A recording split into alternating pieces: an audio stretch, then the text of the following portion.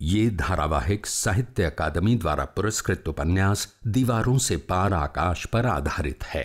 इसे धारावाहिक का रूप देने के लिए लेखक की अनुमति से इसमें कुछ जरूरी बदलाव किए गए हैं। समाज में स्त्री के अधिकार की आवाज बुलंद करते इस धारावाहिक के पात्रों का किसी भी जाति, समुदाय, भाषा या व्यक्ति से कोई संबंध नहीं है।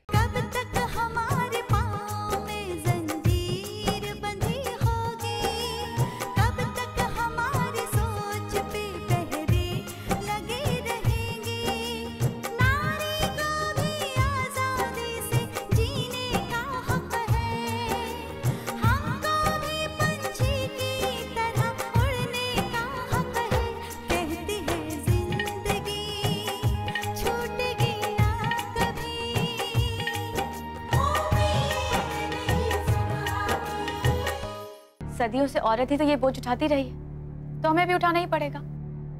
मान सम्मान का बोझ, समाज की परंपराओं का बोझ।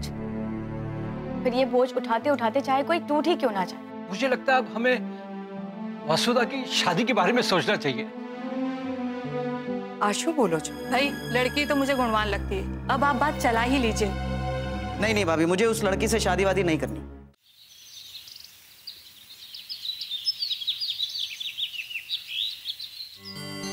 निर्मला, निर्मला। आवी आवी आवी आवी। आज अगली बार केम लागी? बस एक दोस्त ने बुलाया था मिलने के लिए, उसे मिलने चला गया। वो इतनी बड़ी बात करेगा मुझे तो यकीन ही नहीं था। बड़ी बात मतलब? तुम सुनोगी तो खुश हो जाओगी। बात क्या है ये तो बताइए। मैंने तुम्हें विशाल पटेल के बारे में बताया था ना। विशाल पटेल ने बारे में? हाँ हाँ, विशाल पटेल इस शहर का रुतबेदार इंसान है। वासु के कॉलेज का ट्रस्ट का मेंबर भी है। याद आया? हाँ हाँ याद आया, पर बात शू छे? उसके यहाँ से खबर आई है, एक प्रस्ताव आया है। अब इस प्रस्ताव का क्या जवाब दें तो भी बताओ। कि वो प्रस्ताव? उन्होंने प्रस्ताव रखा है कि वो वासुदा को अपने घर की बहू बनाना चाहते हैं। अपने छोटे भाई अनिकेत के साथ उसकी शादी करवाना चाहते हैं। अनिकेत? अनिकेत मतलब तो वही ना जिसे वसुधा ने चैलेंज किया था? हाँ हाँ वही अनिकेत। इतने बड़े घराने से रिश्ता आया है, हमारे लिए तो खुशी की बात है।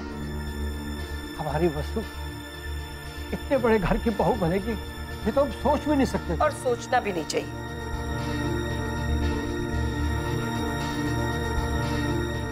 आप अच्छी तरह से जानते हो कि वसुधा भी पढ़ रही है और पढ़ने के बाद वो पायलट बनना चाहती है। तभी वसुधा ने बाबत में तो विचार हो गई। निर्मला, इतने बड़े रिश्ते बार बार नहीं आते। खुशियां तकदीर के दरवाजे पे बार बार दस्तक नहीं देती।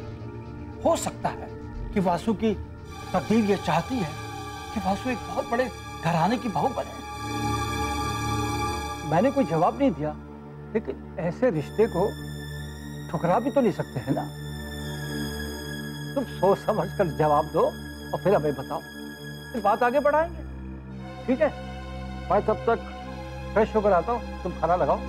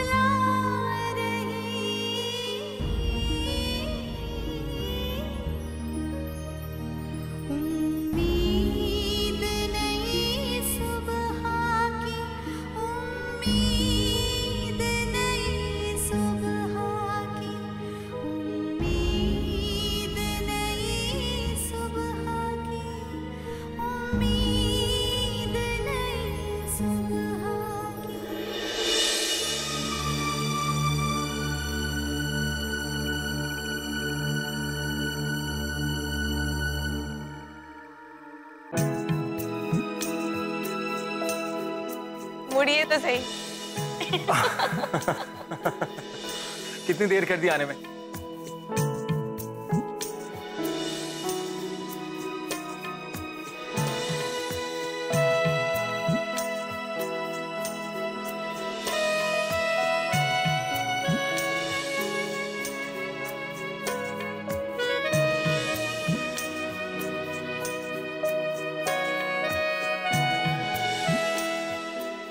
वैसे एक बात तो है, आप जैसी लड़की मैंने आज तक नहीं देखी जो इन विषयों पर इतनी गहराई तक सोचती है।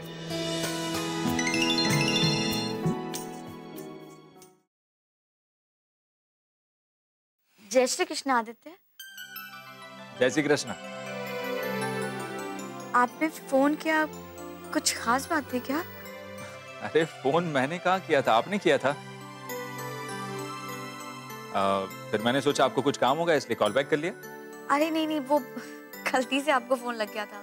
चलिए इसी बहाने आपसे बात तो हो गई। वैसे पंडित जी आए थे, आपका नाम पता पूछ रहे थे। अच्छा। उनके दिमाग से अभी तक आपके सवाल उतरे नहीं हैं, तो जाहिर सी बात है वो जवाब तो ढूंढने की कोशिश करेंगे ही। बिल्कुल जरूर करेंगे। आज ये सवाल मैंने किया है, आप देखिए आज के बाद सारी लड़कियां ये सवाल करेंगी कि लड़कियों के साथ ये भेदभाव क्यों होता है। वैसे एक सवाल मैं पूछूं आपसे, ये सारी बातें आपके दिमाग में आती कहां से? आदित्य जी ऐसे सवाल क्यों ना आए दिमाग में? आज समाज में लड़कियों की हालत देख रहे हैं ना आप, कितना संघर्ष करना पड़ता है उन्हें खुद को साबित करने के लिए, कितने सारे इम्तिहान देने पड़ते हैं लड़कियों को, और अगर कोई लड़की सारे इम्तिहान पास करके किसी मुकाम तक पहुंच भी जाती है ना, तो उसकी काबिलियत की बात की जाती है। मैं तो कहती हूँ कि हर लड़की में काबिलियत होती है, लेकिन ये समाज है ना अपने नाम पर उन्हें दबा कर रखता है ताकि कोई भी लड़की सर उठाकर ना चल सके, अपना सर ना उठा पाए। कमाल की बात करती हैं आप भी। वैसे सच कहूं तो मेरा मानना भी यही है कि अगर समाज में स्त्री को समान दर्जा मिलना है तो इस भेदभाव को मिटाना ही होगा। अच्छा आप मुझे एक बात बताइए, आपने कितने घरों में देखा है कि लड़के घर का सारा काम भी करते हैं, ऑफिस भी जाते हैं, बच्चों को भी संभालते हैं, खाना भी बनाते हैं? कहीं देखा है आपने किसी लड़के को ऐसा करते हुए? बिल्कुल सही कह रही हैं आप। मैंने भी ऐसी कई औरतें देखी हैं जो ऑफिस और गृहस्थी दोनों को साथ में संभालती है, उनका बोझ उठाती है, पर फिर भी ना तो घर वालों की तरफ से उनको सहानुभूति मिल पाती है और ना ही समाज की ओर से। वैसे एक बात माननी पड़ेगी, इस विषय पर काफी गहराई से रिसर्च किया है आपने। ये रिसर्च ही तो है, और जिस दिन ये रिसर्च पूरी होगी ना, मैं आपको सच बोल रही हूँ, मैं इस पर एक किताब लिखूंगी। सचमुच मानना पड़ेगा, आप पूरी स्त्री जाति की सोच को आगे लाने वाली हैं और इस कार्य में मैं आपके साथ हूँ, हर वक्त हर कदम। क्या बात है, देखिए आप वादा कर रहे हैं हर वक्त हर कदम मेरा साथ देने का। बिल्कुल बिल्कुल बिल्कुल। फिर मुकर मत जाइएगा। लेकिन हाँ, उससे पहले मैं एक और वादा चाहती हूँ आपसे। क्या ऐसा नहीं हो सकता कि हम लोग एक दूसरे को ये आप कहकर ना बुलाकर तुम कहें? जी जरूर कह सकते हैं।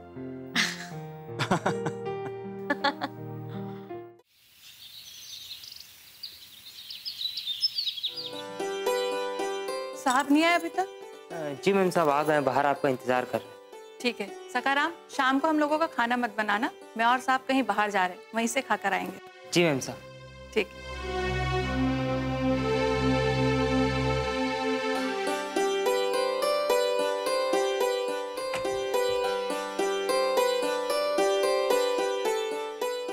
अच्छा, आजकल कोई कॉलेज जाने में जरा भी देर नहीं करता और घर भी देर से आता है, कुछ खास बात है क्या?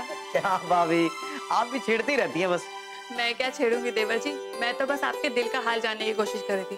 वैसे मैंने आपके भैया से कह दिया है कि उस लड़की से रिश्ते की बात कर ही दीजिए। आ गए आप? मैं आप ही के पास बाहर आ रही थी। आपको अपने देवर से बात करने से फुर्सत मिलेगी तभी तो आपको याद आएगी कि आपको बाहर भी आना है। मैं तो आपका कब से बाहर इंतजार कर रहा हूँ। अच्छा ये सब छोड़िए, आप मुझे ये बताइए कि आपने उस लड़की के बारे में कुछ पता किया है या नहीं? क्या नाम है उसका? जी वसुधा। देखा आपने, अब तो कोई उसका नाम भी नहीं भूलता। हाँ, मैंने सब पता लगवा लिया है। मैंने रिश्ते के बारे में एक आदमी के जरिए खबर भिजवाई है। अब भाई इस रिश्ते के बारे में उसके अपने क्या इरादे हैं ये जानने के बाद ही तो बात आगे बढ़ाई जा सकती है। इसका मतलब यही हुआ कि आपको भी सकाराम का हाथ बटाने वाले कोई तो चाहिए, हैं? हैं? जी देवर जी। ओके भैया, बाय बाय भाभी।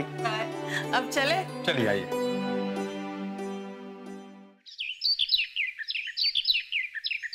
तुम्हें सोचने के लिए पूरी रात दी थी।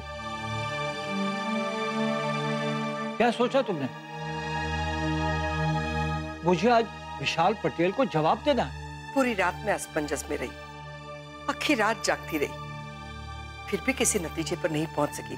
मैंने समझा तो नहीं कि वो आमाथी रस्तों कई रीते काटू। तुम्हें नतीजे पे पहुंचना होगा और एक बात का और ख्याल रखना होगा कि ऐसे रिश्ते बार बार नहीं आते।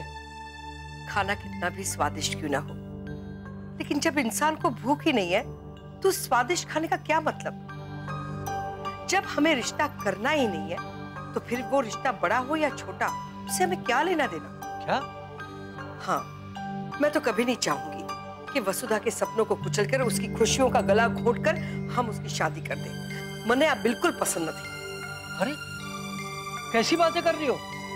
मुझे तो ऐसा लग रहा है जैसे मैं वसु का दुश्मन हूँ। और मैं ये सोच रहा हूँ इतने बड़े घराने से रिश्ता आया है, हमारी बेटी वहां राज करेगी, राज। ठीक है, तुम्हें वसुधा ने बोला भी ने पूछ लो ने कि वो ऐशो आराम की जिंदगी जीना चाहती है, अपने पति के पैसों पर राज करना चाहती है, या अपनी काबिलियत पर अपने सपनों को साकार करना चाहती है? अरे मम्मी पापा, सो बात है, आप लोग इतने सीरियस क्यों लग रहे हैं? नहीं बेटा, बस तुम्हारे बारे में बातें कर रहे थे। मेरे बारे में? बैठ। हाँ पापा। हाँ, सोच समझकर फैसला लेना। मुझे मालूम है बेटा, तुम पायलट बनना चाहती हो, तुम्हारे भी सपने हैं, लेकिन ऐसे मौके बार बार नहीं आते। कैसे मौके? मैं कुछ समझी नहीं पापा। बेटा दरअसल एक बहुत बड़े घराने से तुम्हारे लिए रिश्ता आया है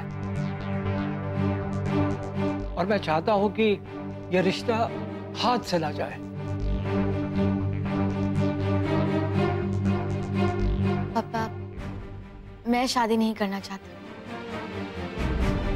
अभी मुझे शादी नहीं करनी है, चाहे कितने भी बड़े घराने से क्यों ना आए। आप जानते हैं कि मुझे पायलट बनना है और मैं अपने लक्ष्य से भटकना नहीं चाहती। पायलट बनना मेरा लक्ष्य है। पापा, मुझे अभी शादी नहीं करनी। मारे हमरा लखन नहीं कर।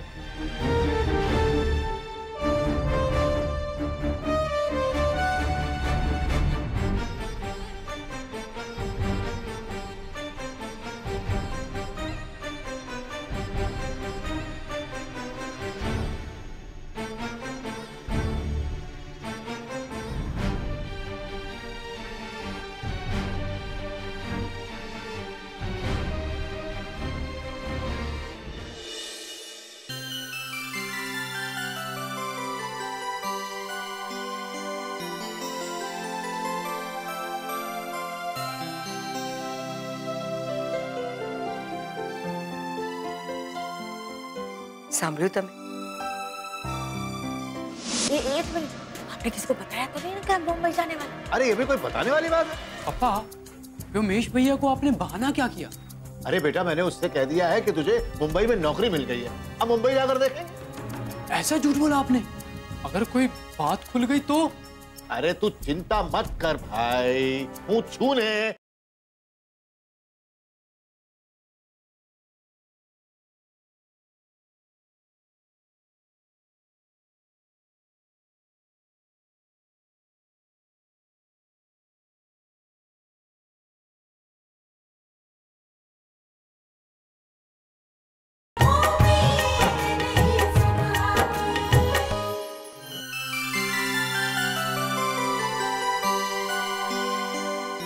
बस बुआ। थोड़ा थोड़ा ले। अब नहीं बुआ, अरे बुआ बहुत है जैसे न... क्या बात है व्योमेश, आजकल तुमने नाश्ता करना बहुत कम कर दिया है या नाश्ता अच्छा नहीं बना? अरे नहीं बुआ, ऐसी कोई बात नहीं है। आपके हाथों में तो जादू है। आपको पता है ऑफिस में लोग कितनी बार मांगते हैं आपका खाना।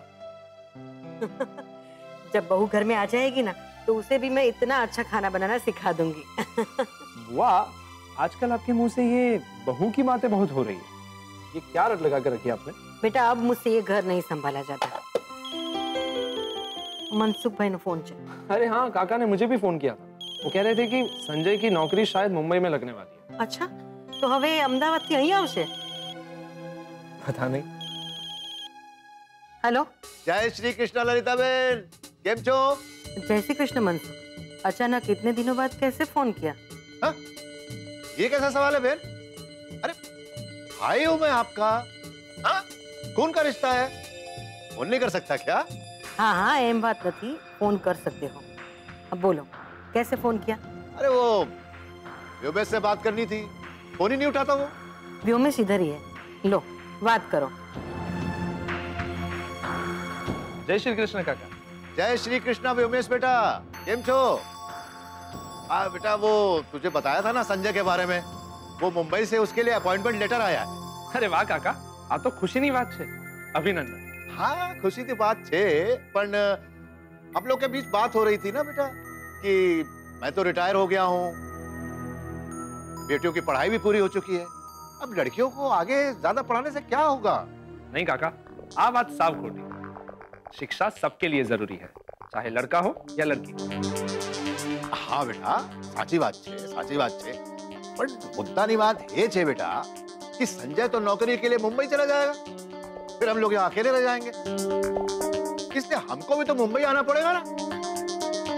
उन तेरी काकी ने कहा कि मुंबई में हम लोग रहेंगे कहाँ, तो मैंने कहा कि अपना भतीजा है ना वहां पर, व्योमेश, खून का रिश्ता है भाई, इतना बड़ा घर है उसका। बिल्कुल साची बात काका, अपना ही घर समझो। वैसे भी इतने बड़े घर में मैं और वो अकेले ही रहते हैं, आप लोग आएंगे तो साथ में मिलजुल कर रहेंगे, और बुआ को भी थोड़ी फुर्सत मिल जाएगी। आप तो जानते हैं ना कि पूरे घर की साफ सफाई से लेकर सजाने संवारने की सारी जिम्मेदारी बुआ पर ही है। अरे बेटा तू चिंता मत कर, हम लोग सब मिलकर पूरे घर की साफ सफाई कर देंगे। आप लोग आ जाएंगे तो बुआ को काकी का भी साथ मिल जाएगा। ठीक है बेटा, जब आने का तय हो जाएगा तो मैं तुझे फोन करके बताऊंगा, ठीक है ना? ठीक है काका, जय श्री कृष्ण। चल, जय श्री कृष्ण, जय श्री कृष्ण, बाय। ठाकुर जी सौनु भलू करे। अब ये मनसुख और मंजू अपने पूरे परिवार के साथ यहाँ हमारे साथ रहने आ रहे हैं। कल जब तुम्हें संभालने की जरूरत थी तब तो उन्हें अपने रिश्ते याद नहीं आए। कल उन्हें खुद को सहारा बनना था, तब तो सहारा दे नहीं सके, और आज खुद सहारा मांगने चले। जवाब दो ना बुआ, पुरानी बातें भूल जाओ, आते हैं तो आने दो ना। अब अगर उन्होंने मुझे सहारा नहीं दिया तो जरूरी तो नहीं कि मैं भी उन्हें सहारा ना दूं, और अगर मैंने भी उनके साथ वैसा ही किया जैसा उन्होंने किया था तो फिर मुझ में और उनमें फर्क क्या रह जाएगा? आते हैं तो आने दो। चलिए, मैंने ऑफिस माटे मोड़ू थाय छे, फिर मिलते हैं। जय श्री कृष्ण। जय श्री कृष्ण दीकरा, संभाळीने जजे। अरे मंजू, ए मंजू, क्या छे तू? मंजू, अरे क्या हुआ? सोचू आज मैंने बात फाइनल कर ली है, मुंबई जाने के लिए व्योमेश से बात कर ली है और उसने हाँ भी कर दी है। हाँ? अब हमने जिनसे कर्जा लिया है बेशक वो लोग यहाँ आते रहे और हमारे घर का ताला बंद देखकर जाते रहे, हमें क्या फर्क पड़ता है? तो पहला ज कहती थी अहमदाबाद में कहीं थावानु नहीं, लेकिन आपने ना ये बहुत ही अच्छा किया कि आज सारी सेटिंग कर दी। लेनदारों से भी छुटकारा। एक मिनट, आपने किसको बताया तो नहीं ना कि हम मुंबई जाने वाले? अरे ये भी कोई बताने वाली बात है? बस अब तो चल ही रहे। पापा, व्योमेश भैया को आपने बहाना क्या किया? अरे बेटा, मैंने उससे कह दिया है कि तुझे मुंबई में नौकरी मिल गई है, अब मुंबई जाकर देखेंगे, ढूंढ लेना कोई नौकरी। ऐसा झूठ बोला आपने? अगर कोई बात खुल गई तो? अरे तू चिंता मत कर भाई, मुंह छूने बात नहीं खुलेगी। खुश रहे, खुश रहे। क्यों बात है पप्पा, आप लोग बड़े खुश नजर आ रहे हैं। अरे बेटा, हम लोग मुंबई जा रहे हैं, बॉलीवुड, और वहाँ व्योमेश के घर पे रहेंगे। वाह पप्पा, मजा आ भी गई। लेकिन पप्पा, अब उनके घर कब तक रहेंगे? लेकिन पापा हम मुंबई कैसे जा सकते हैं? आपको भी नौकरी से निकाल दिया है और भाई की भी नौकरी नहीं लगी। बेटा इसीलिए तो मुंबई जा रहे हैं, वहां पहुंचकर ढूंढ लेंगे कोई नौकरी। मैंने व्योमेश से कह दिया है कि संजय की नौकरी लग गई मुंबई में, इसीलिए हम लोग मुंबई आ रहे हैं। लेकिन ये बात किसी को पता नहीं लगनी चाहिए कि संजय की मुंबई में नौकरी लगी नहीं है। आप झूठ बोलेंगे पापा? वहां पहुंचकर कोई बहाना बना लेंगे। पप्पा अपने मुंबई जैसू। सब लोग जल्दी जल्दी तैयारियां शुरू कर दो, अपने जाए छिए मुंबई।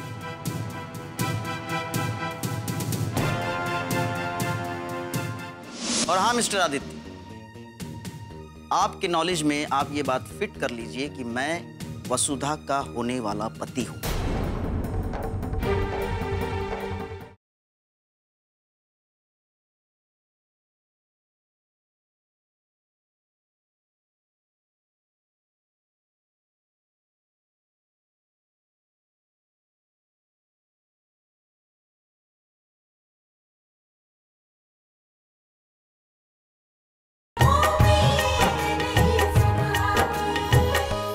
पारुल का फोन आया था, बात हुई उससे? नहीं, उसी दिन फोन आया था जिस दिन आपने फोन किया था। फिर से आप? ओके ओके ओके, आप नहीं तुम। हाँ। बस उसी दिन बात हुई थी। वो और भावेश कहीं बाहर जाने वाले थे। तब तो उसने आपको फोन किया होगा ना? मेरा मतलब है उसने बताया होगा कि वो कहाँ जाने वाली है। आई थिंक वो लोग अब तक गए नहीं होंगे, वरना वो फोन कर जरूर बताती। तो आप पारुल के बगैर कैसा लगता है घर में? अब तो आदत पड़ गई होगी। आदत हो या ना हो, हालात से समझौता तो करना ही पड़ता है। सोचकर भी अजीब लगता है लेकिन सच है, अकेलेपन से बड़ी बदनसीबी और कोई नहीं होती। तो आप एक काम क्यों नहीं करते? आप शादी कर लीजिए। शादी? मैं एक्चुअली अभी ऑफिस में प्रमोशन की बातें चल रही, तो प्रमोशन के बाद पता नहीं कहां पे ट्रांसफर हो। अब जब खुद के रहने का ठिकाना नहीं है तो किसी और को इस उलझन में क्यों फंसाओ? अरे वो आपकी पत्नी होगी, समझौता तो उसे करना ही पड़ेगा। फिर आपने अभी तो कहा कि औरतें बहुत ज्यादा समझौतावादी होती हैं, तो वो खुद भी समझौता कर लेगी। आखिर शादी के बाद उसे आपके साथ ही तो रहना है। देखिए, जिससे भी मेरी शादी होगी, मैं नहीं चाहता कि उसे किसी भी प्रकार का समझौता करना पड़े। जिससे भी शादी होगी वो मेरे साथ समझौता कर नहीं, पूरे हक के साथ रहेगी, अधिकार के साथ। उसे अपनी जिंदगी के बारे में फैसला लेने का पूरा अधिकार होगा।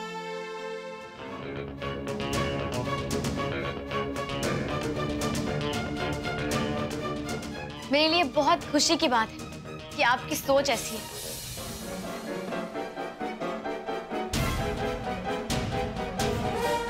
काश आपकी जैसे सोचना सबकी हो जाए।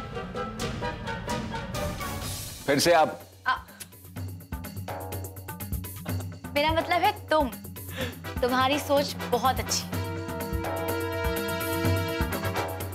वैसे घर पे सब कैसे? सब ठीक है।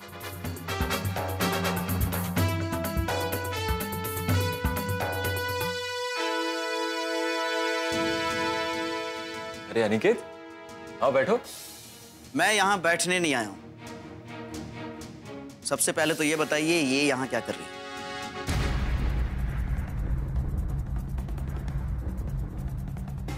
क्या कर रही है मतलब? पारुल की सहेली है वो। देखिए, इस वक्त आप वसुधा के साथ हैं और मैं आपसे ये पूछना चाहता हूँ कि आपका वसुधा के साथ क्या संबंध है?